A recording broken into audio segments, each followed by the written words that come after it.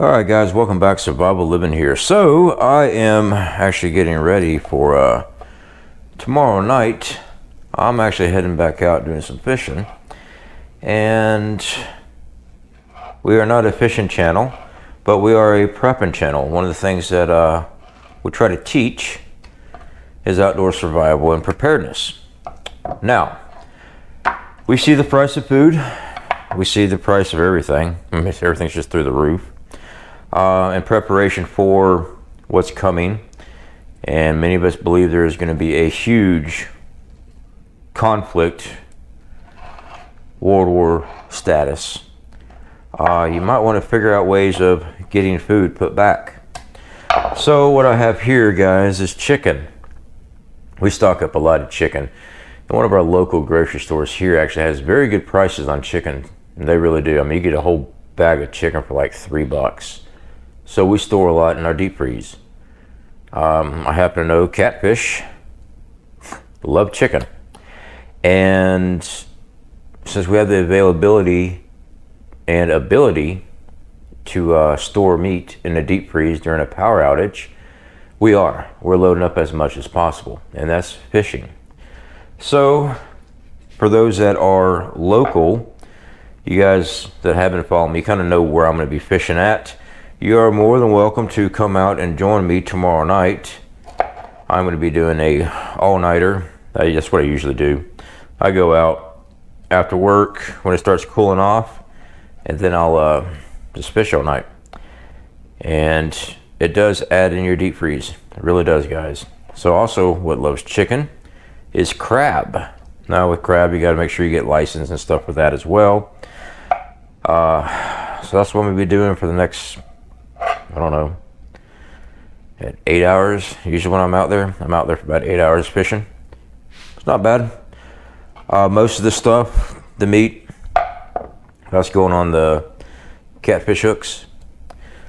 The bones and what meat scraps, that's going in other bags for crabbing.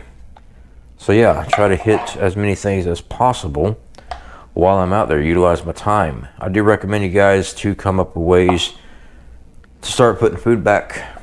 Now, like I said, we have the ability to run a deep freeze, and we do. That's exactly what we plan on doing. We have our own solar grid. We have protection for our solar grid. We use EMP Shield in case of a high altitude nuclear explosion or an EMP attack. That way we still have the availability to run a deep freeze, keep our food cold. Now, our deep freezer will keep our food cold without power for a few days, but down here in Florida, that's about all you're going to get out of it. You have to have a way of producing power. Gasoline generators, they are nice, we have those, but they are only going to produce so much power until you run out of fuel. Well, if it's a grid down situation, you're not going to have much fuel on hand, really not.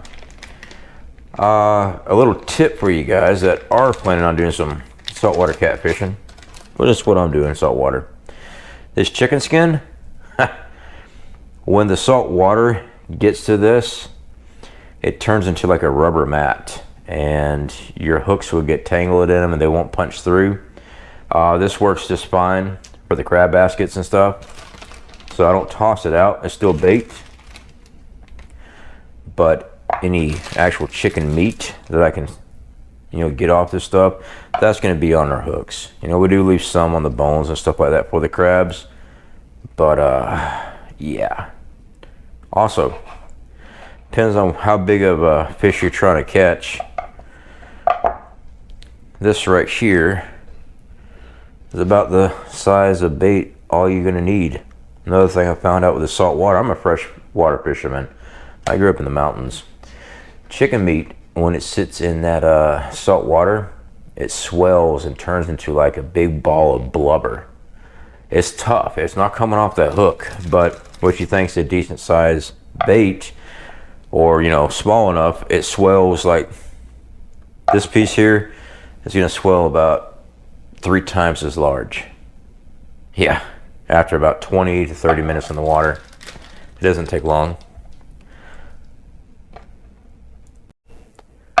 So, my encouragement, Get out there, find ways. All right. While the timing's good, while you can, prep up as much as possible. Seriously. Fishing, you know, people with disabilities, you actually get a discount on fishing license. Sure do. Down here in Florida, you do. You can also get a discount for veterans down here in Florida. All right. You're still gonna have to pay money, but it's not free. But you do get a discount on your license and stuff. I don't agree with that. We have to pay for a fishing license, but it is what it is. As of right now, SHTF has not happened. We have to obey the laws of the land, or we'll want to pay in some hefty fines if you don't. I had a commenter.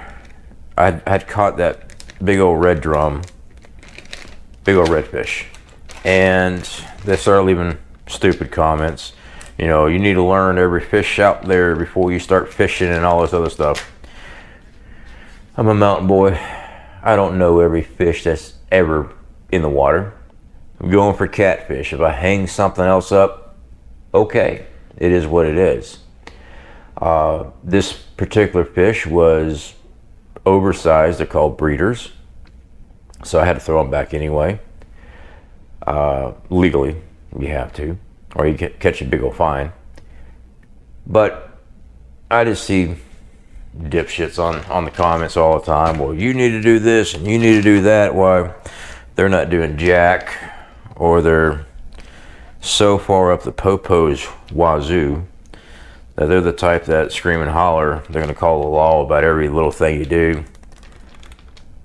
I will tell you this much, where I usually go fishing at, we got a lot of people walking the bridge, a lot of people on golf carts riding up and down the bridge. You know, you'd think that they'd be like this to see the fish, or, you know, whatever. No, they actually sit there and they'll call the law on people. I talked to a lot of fishermen that fish there. This one older guy I talked to, he's had them call 4 or 5 times on him. They even posted pictures of him on Facebook. You know, he's breaking the law and he's leaving stingrays to die on the bridge and all this other stuff. They have no clue what they're talking about, but they just run with it because, you know, just busybodies. You're gonna have a lot of busybodies during shit hits the fan. You are. Anybody that notices that you're recluse, they're gonna know that there's a reason why you're not leaving, because you got stuff. If you are cooking, they're gonna know you're cooking. That's why I say have a group. You're gonna have to defend everything you got. You are. I want you to take the time now though, but start stocking up. All right, start stocking up. I'm talking canned goods, dry goods, fresh food. Fish, frozen, lasts a very long time. If that's your plan, make sure you have alternative power. Have a way of generating power to keep that deep freeze going. So that's what I'll be doing after work tomorrow. Come back home, finish what I need to with the gear, load up the truck, and head out. So locals, that's where I'll be. If you want to join me on a fishing trip, I'll be there to the, I don't know, probably noon tomorrow, noon Saturday. So yeah, I'll be there a while. For my trolls, hey, y'all do you. If you're stupid enough to come down there and start shit, bring your flippers. I'll tell you that much. Learn to swim. All right, guys. Speak to you later.